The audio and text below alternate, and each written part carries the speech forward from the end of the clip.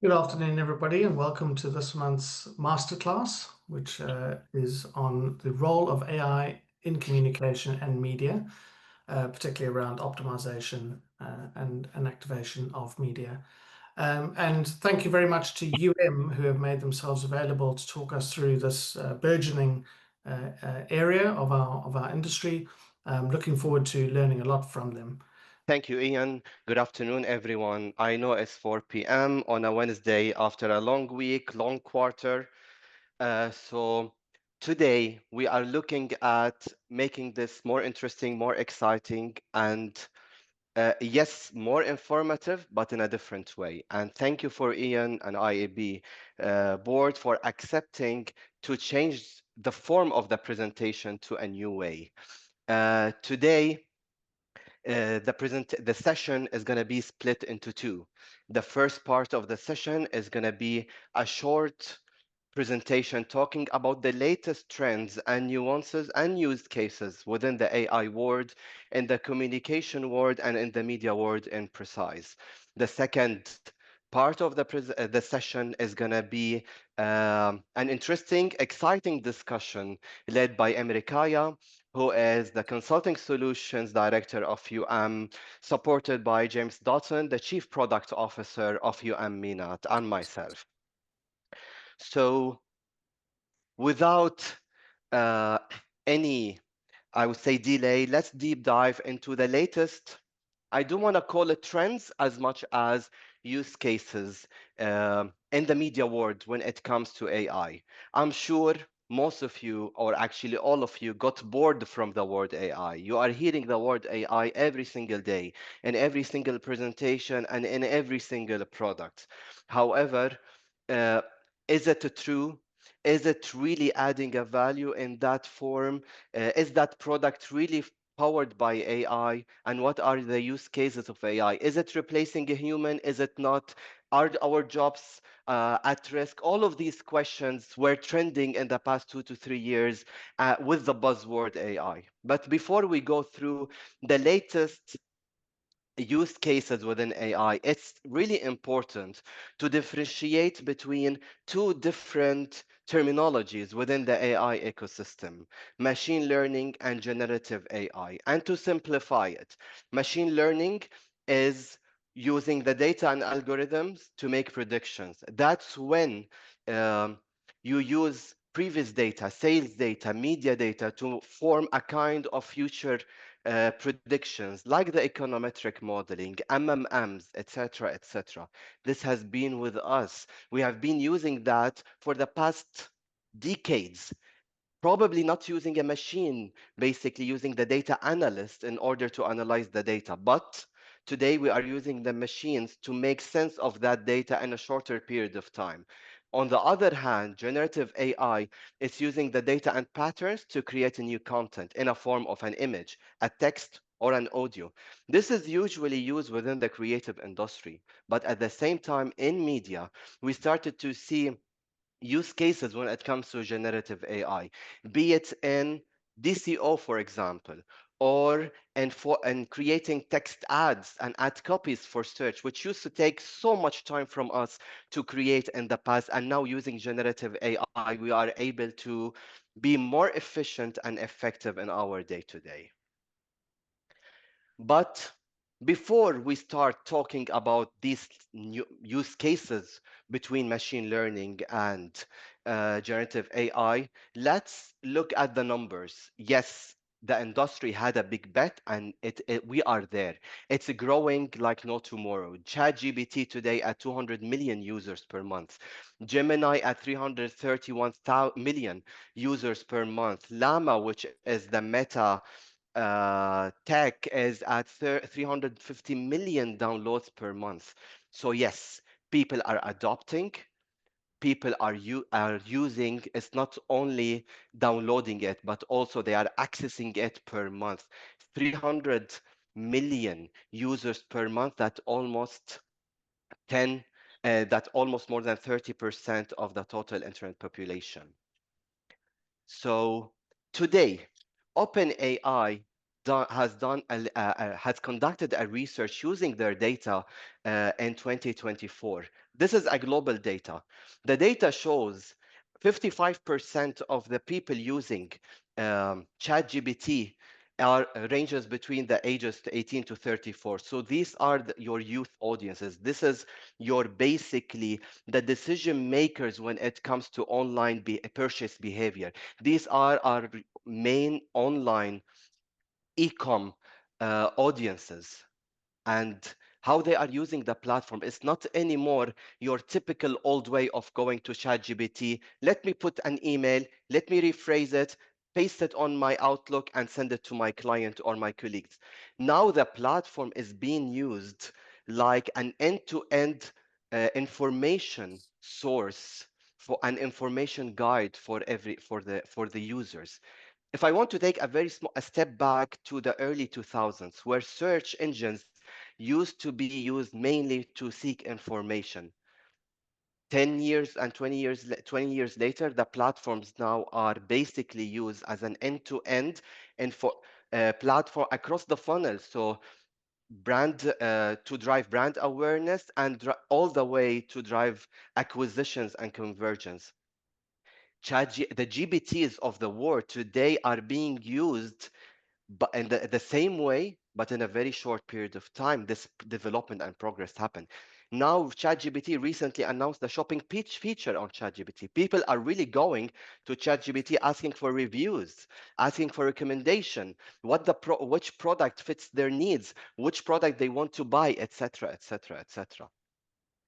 Even the researches which were conducted recently showcase that AI assistants will become even a key players, and key partners in our day to day. In the next 25 years, 50% of the global total population are expected to be using a form of AI assistant in order to do a purchase decision. Does this remind you of something?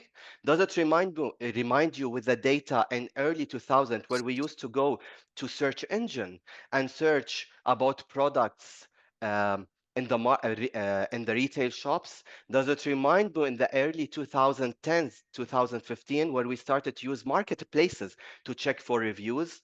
Today, you don't need to go to search on these platforms. AI assistants are there to help you to guide you through your purchase decision. Moving to agents. Now agents are in everything, be it in IoTs, wearables, tailored GPTs. I really wish today this session was in person because I'm going to ask everyone to raise their hands who has used an agent in the past 30 or 90 days. I bet not many of you. However, the use cases of agents are just increasing day by day like no tomorrow. Let's start with market research. Agents are being used now to analyze data and create trends out of it. How many of you have conducted a research, even within your current organization, with among your colleagues to help you in a pitch or an internal task or internal a job request by your management, by your HR, by your IT team, asking for information? You conducted a survey, you sent it out. 5 questions, 500 people, and yes, in a day you are sitting on a 2,500 data points you need to analyze. It would take you days and sometimes weeks to analyze this data.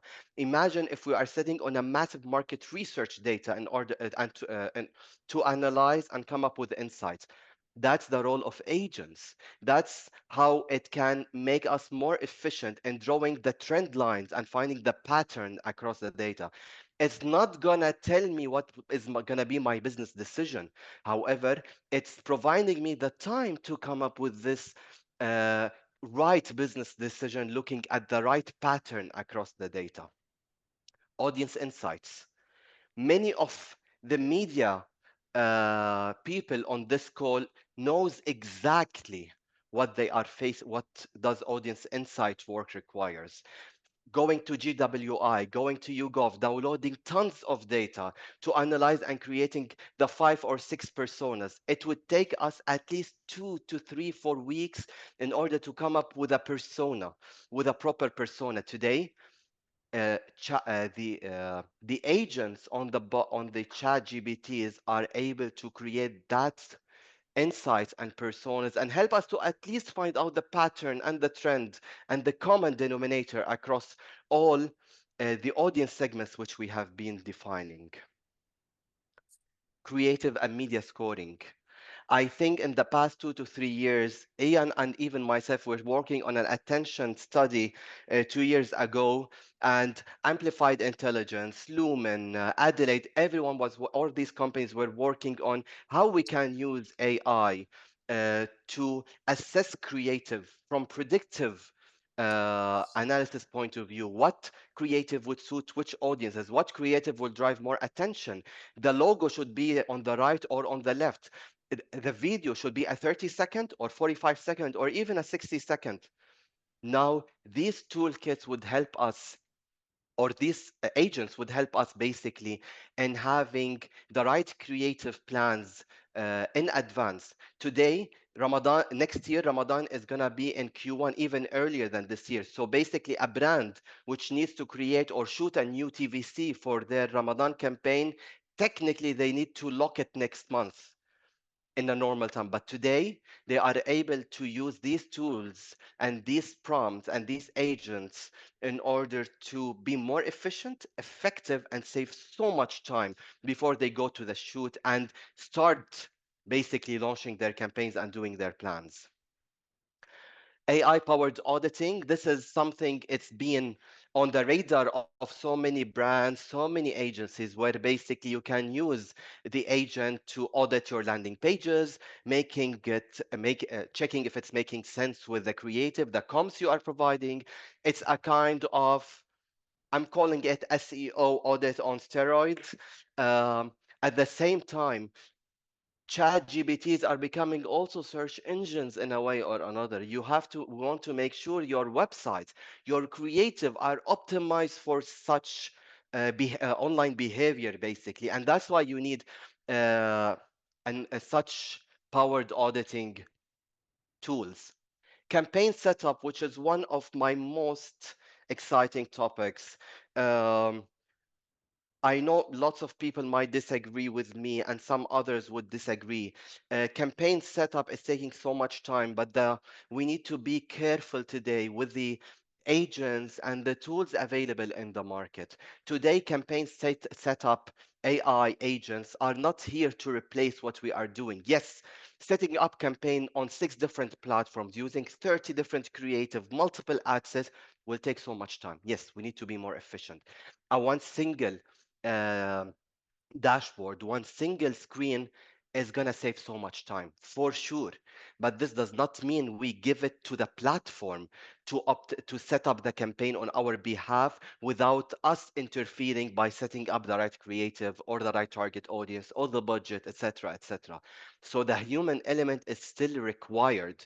So make sure when you are selecting or trying to test a campaign setup AI agent not to lean towards one provided by a tech or a media owner. It has to be um, a democratized platform. It's a neutral platform, not being created by a tech owner or a media vendor, basically. It has to be owned or created by a third party. So you are able to control it as a human, as a client, as an agency, and at the same time, you are not leaning toward setting up the campaign in favor of a certain media platform versus another.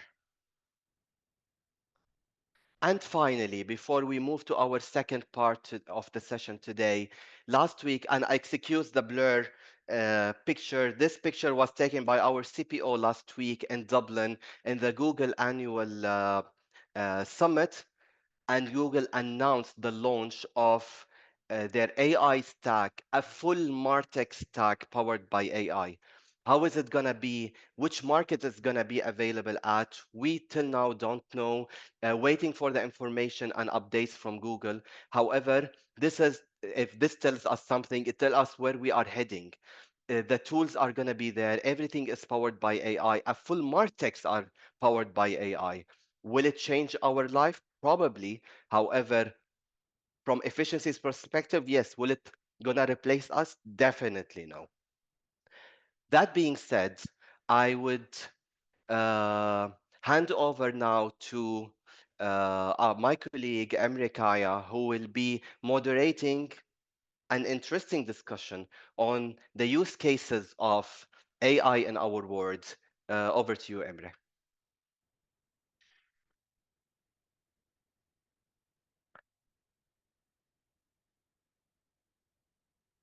Emre, you are on mute. Yeah.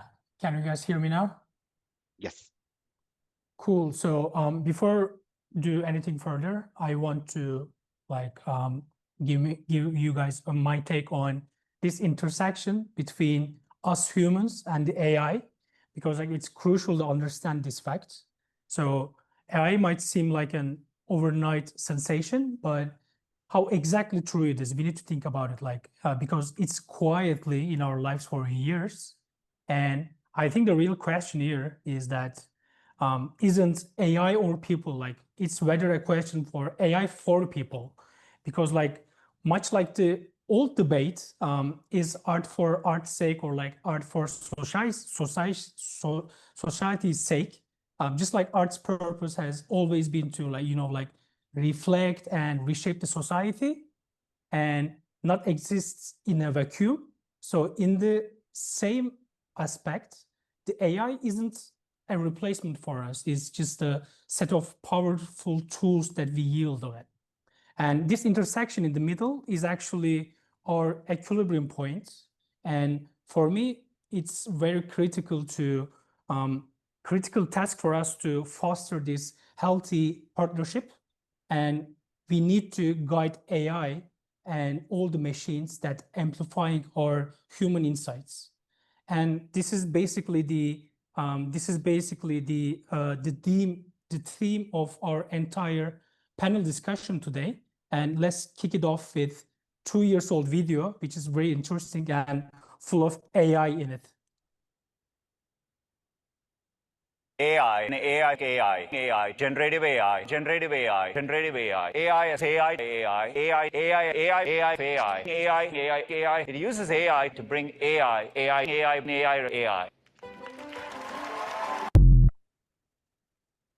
Yeah, this is basically a 2 year of a video. Let me go back, sorry.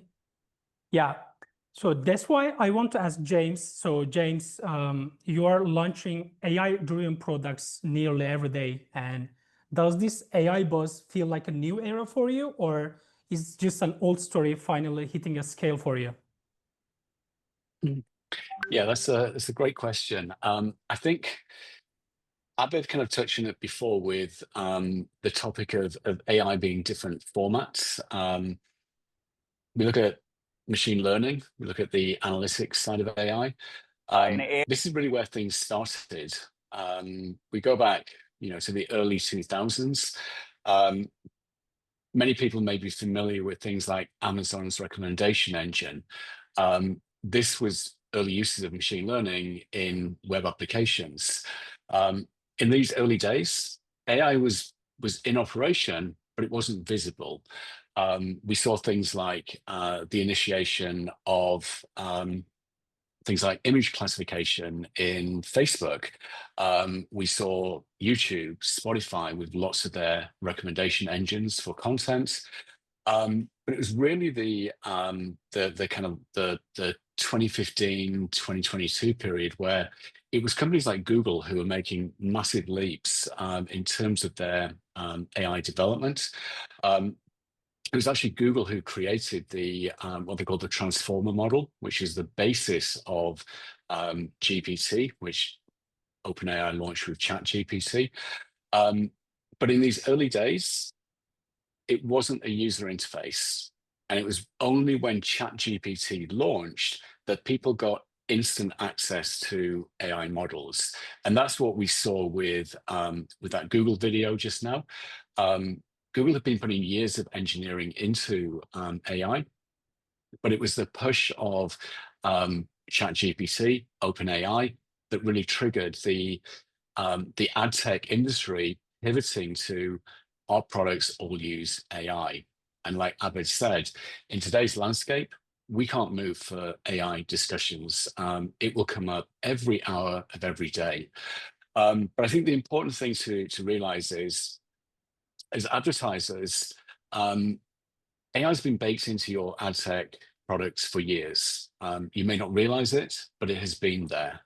I think what we're going to start seeing more of, and I think the trend that's taking us right now is around agents, right? So we may think of an agent being a chatbot. We may think of an agent being something custom designed for a specific business problem. But if we look at the announcements that Google made last week with DB360, with GA4, with the audit tool that Abed shared, chatbots and agents are going to get built into the ads managers, all designed to simplify the workflows of campaign creation. So really, in a nutshell, AI is not new, but we are kind of rapidly accelerating the speed of development. I saw a fantastic kind of analogy on LinkedIn a couple of days ago. Someone described AI development as exponential. So exponential is very hard for people to understand, but if you think of it this way, it makes a huge amount of sense. 16 steps takes you to the other side of the room. 16 exponential steps takes you around the world. So this speed of AI development is really, what is causing this significant transformation of our industry. Yeah, good for clarifying this, and it's a really good analogy to comprehend how massive it is.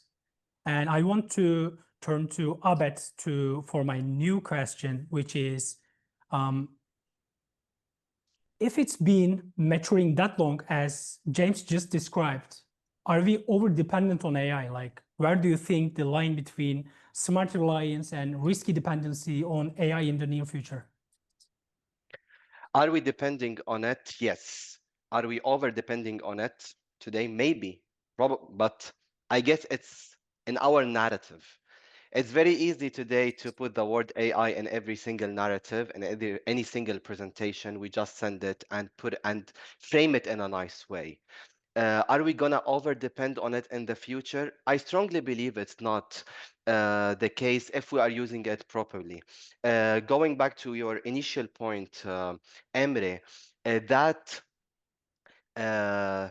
that intersection between the right side of the picture, the story, which is the robot or the AI, and the left side, which is the human, is critical. Going back to the use cases, yes, we spend so much time analyzing data. We spend so much time on extracting report for our campaigns.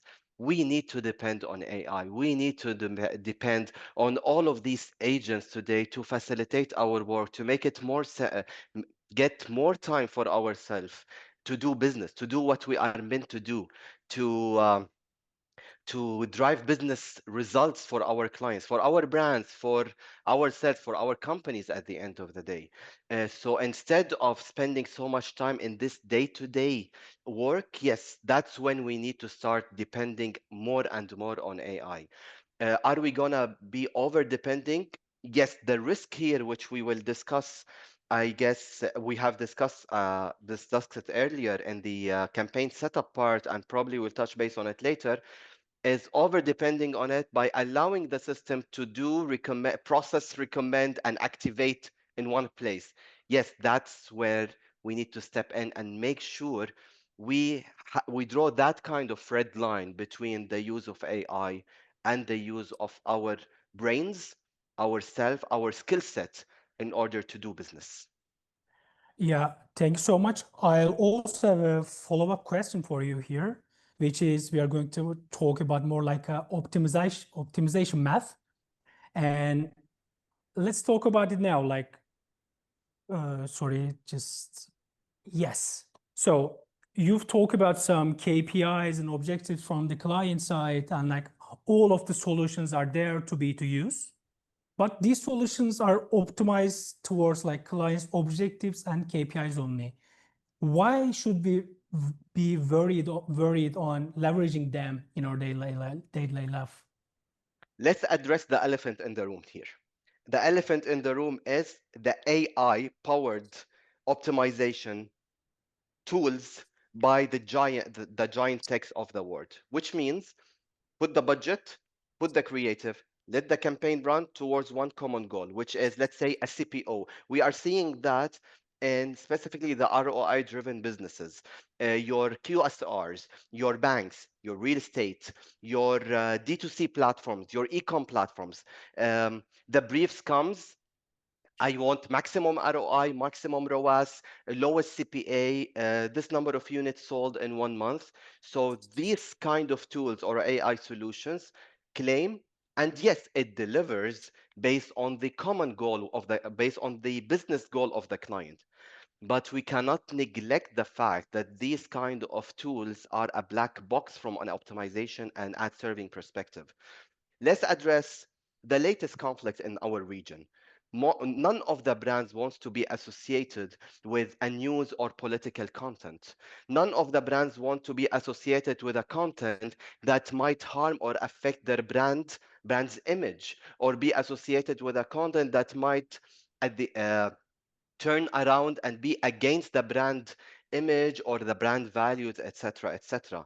What these tools does without noticing, because you cannot implement technically a third-party verification, you are allowing the system or telling the system, serve my ad anywhere just to get me that lowest CPA at the highest ROAS. But what about the brand guidelines? What about the brand's image? What about where the ad appeared, to which audience, to which on which platform? Is it a brand safe? Is it a fraudulent? It's if it's. All of these points needs to be kept in mind for advertisers, agencies. These solutions are great. These solutions are amazing to drive business results, but make sure you ask these questions before you start leveraging these platforms or these tools or these solutions. At the end of the day, you are not promoting a product, you are promoting a brand, and you own a brand. And the last thing, if you want, you might not hit your sales target today, but if you hit your sales target and you harm your brand, you will never hit your sales target in the future. Yeah, thanks so much for these efficiency insights. And I want to like flip the page because like, as we all know, efficiency is half of the story and creativity is the another. And let's move on to the role of AI in communication and the creative world. So James, this question is for you. How do you think that content teams leverage AI capabilities to enhance their work and like free up their time for more strategic and innovative thinking rather than simply relying on just AI to produce generic content? Yeah, it's an interesting question. And I think if you'd asked me this question 12 months ago, I'd have said there's no role for AI in creative. The quality was very low. The resolution was low. I think everyone is aware of the multiple finger issue with human AI creative. But the technology is moving at such a speed that that argument is no longer kind of realistic. Again, at the Google event last week, I got to see Google's new VO3 kind of video engine. And it is remarkable the quality of creative that can now be generated through AI. We saw a lot of examples of kind of high-end production TV content being mirrored with AI-generated content. It's getting increasingly difficult for humans to tell AI creative and non-AI creative apart. That said, good brands building, and Abba was talking about brands there, the risk is that AI is great at generating content based on ideas that humans are creating. In that sense, the human still needs to be involved in that creative process. And whether using more traditional kind of filming or production qualities to create ad campaigns, that human role needs to be in there. What I think is more interesting is we're seeing this acceleration in the ability of AI to drive production value. So one of the pain points of most creative agencies is ad resizing. It's a thankless task to go into all these different IAB ad formats, to create different video lengths, to create social video or YouTube video. It is a complex process.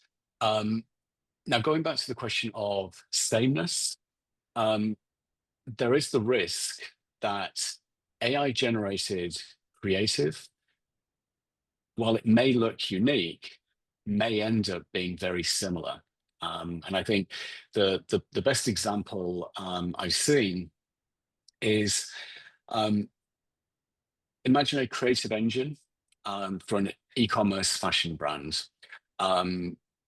You're able to upload a photo of the product, and then the AI is able to generate a video from that. Maybe it's a female walking down a road. Then the background can be changed. It could be Paris, it could be Rome, it could be New York. That video looks very dynamic, very exciting. But will all brands get that same kind of content? And will all fashion brands end up with video ads which all look identical? So the risk is that without the creative mindset, we end up with ads which can feel very similar. And the same problem is happening with AI-driven campaign optimization. If brands are optimizing to the same audience on the same platforms, we end up with very similar, very bland campaigns. Yeah, thank you for clarifying that. And I want to basically talk a little bit about the visual touch points of the creatives in the AI world, which is chatbots. And let me change yes. So like chatbot is one of the visual touch points that people are like in our daily lives, people are interacting with the AI. And this is basically, and chatbots are getting dramatically more context aware as days goes by, and they can like read our purchase history, like sentiments, and like all, and it tailors all its replies tailored to our needs. And it just does it in milliseconds. But context alone isn't authenticity. It doesn't mean authenticity. And people still just trusting people. And this is going to be like that. So James, you and I are developing so much, we are basically spending so much of our hours to developing chatbot products and chatbot visualizations as well. So that's why I want to ask you the follow-up question about that. So, you know, chatbots are increasingly common for customer interaction with new AI tech being introduced. How do you think that we strike the right balance between the automated responses and genuine human connection in that sense? Yeah, I think, again, if you'd asked me this question maybe a year ago, we wouldn't have seen so much AI in the chatbot world. As you said, the context aware, what they're calling the multimodal experience, where the AI has a context of what it's talking about, gives a much more genuine experience. I think everyone will have experienced the rules-based chatbots of kind of last year, the year before, where there's no interaction, right? The conversation is very one way. Anyone who's trying to interact with a chatbot for customer service will find themselves increasingly frustrated. We've seen chatbots for various companies which are not particularly functional. The difference we've got now is the ability for, let's say, an e-commerce brand can upload their entire product catalog, all of their kind of help and service files, your customer history, your customer data. It means that the AI can have a much more genuine human style conversation without it needing to have humans involved. Now, I think what we're seeing with some of the smartest brands is the AI cannot answer everything. and the ability to inject a human into that conversation is absolutely essential. No amount of AI in this stage can answer every possible question. And the risk, of course, is frustrated, upset customers, which, you know, a very simple trigger in an application can lead to a real human customer care representative taking over. But I think what's super important about the reason we bring up chatbot is the Middle East is one of the fastest growing regions for chatbot or instant messenger usage. So between WhatsApp, which is obviously the primary go-to tool in the region, applications like Telegram, Instagram Messenger, Facebook Messenger, it's very hard to have a day where there's no IM conversation. And so having an ability for brands to get involved in this space can dramatically simplify the processes. I know that Abid and I have been talking about you know, younger generations and their approach to speaking to humans versus wanting to speak to automated systems. So Abid, I know you want to talk about the role of the younger generations in this space. It's a bit interesting, to be honest, like what we have been seeing from some of the brands. Yes, the youth, the young audiences tend to avoid talking to a bot, especially if they consider it, if it's providing them with stupid answers or not making sense for them. For them, the time is critical. I don't want to spend 30 minutes or 45 minutes talking to a bot and it's not providing me with anything. But today,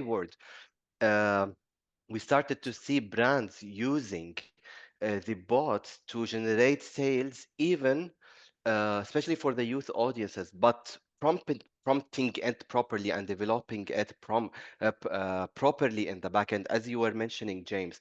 Like always, we talk about the delivery companies and the courier companies. None now calls you and asking you for your address. Everyone is using the bot at the end of the day.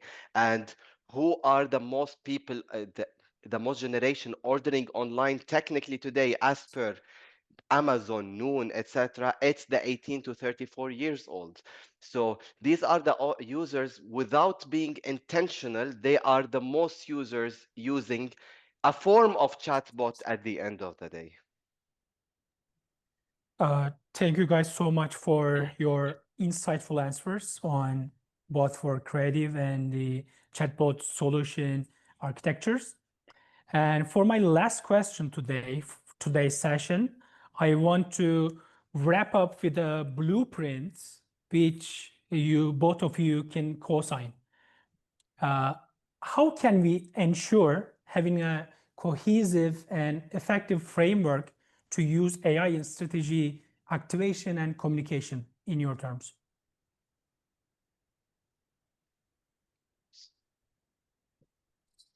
So basically, Want me to go for it?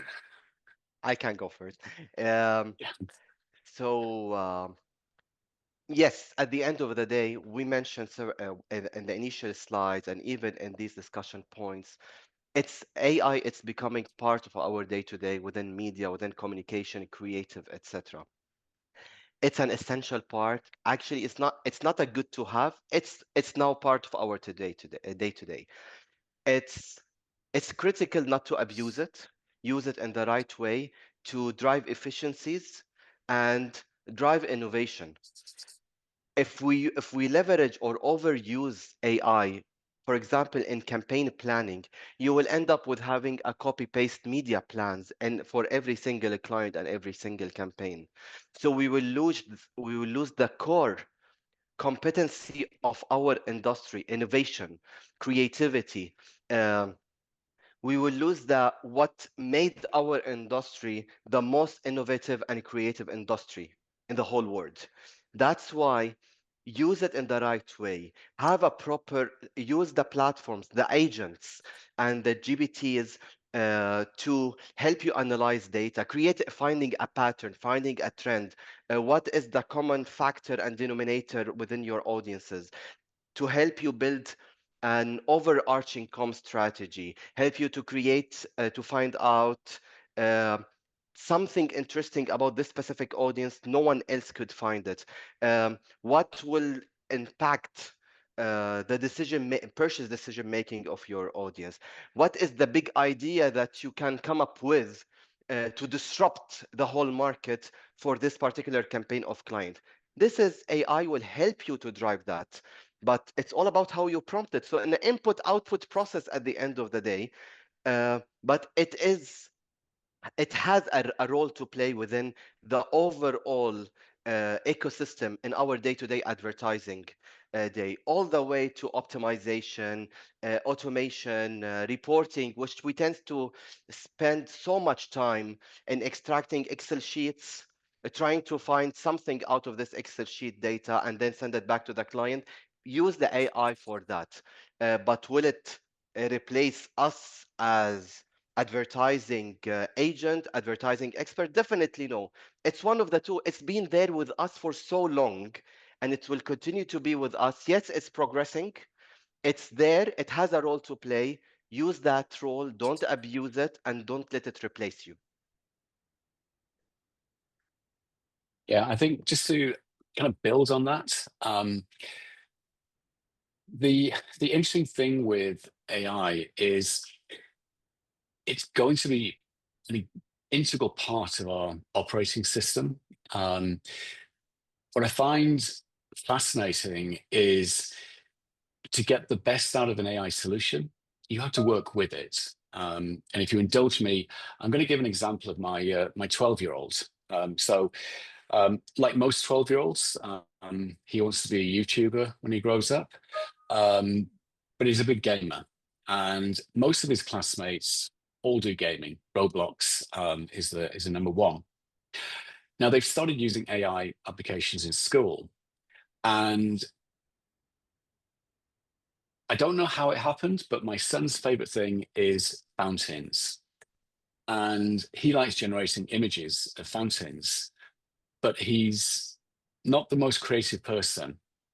So when he tries to generate an image, he uses 3 or 4 words, draw me a fountain. And we keep having to explain to him that if he wants a high quality image, he's got to write a story. He's got to create a prompt that describes the environment. And I think that example is standing to, you can't just ask a one-line question to an AI engine and expect it to give you academic level results. You have to work at your prompting. You have to give it the right information, the right parameters in order to get the right outputs. If we are lazy and we give the AI very generic, simple questions, you're going to get very simple, generic responses back. And as Abed said, the risk is that if you ask GPT to plan a media campaign, it's going to give you something very generic and basic. It's not going to plug in the craft of media. It's not going to understand your audiences. It can with the right data and the solutions that all agencies and brands are starting to build will increase that sophistication. But the risk is if you don't work with the AI and give it the right insights to give it your right output, we all end up looking very generic and average. Thank you so much for all these insightful insights. And I think today's session has come to an end. Hopefully everybody has enjoyed and informed about the AI and its role in our lives. And thank you. Thank you, everyone. Thank you, Ian. Thank you for the team joined us today, for joining us for this session. We were super excited to take this initiative to talk about how we look at AI in a different way, not the typical way how it's been framed. What are the use cases and where we are seeing it going in the near future and in the actual future.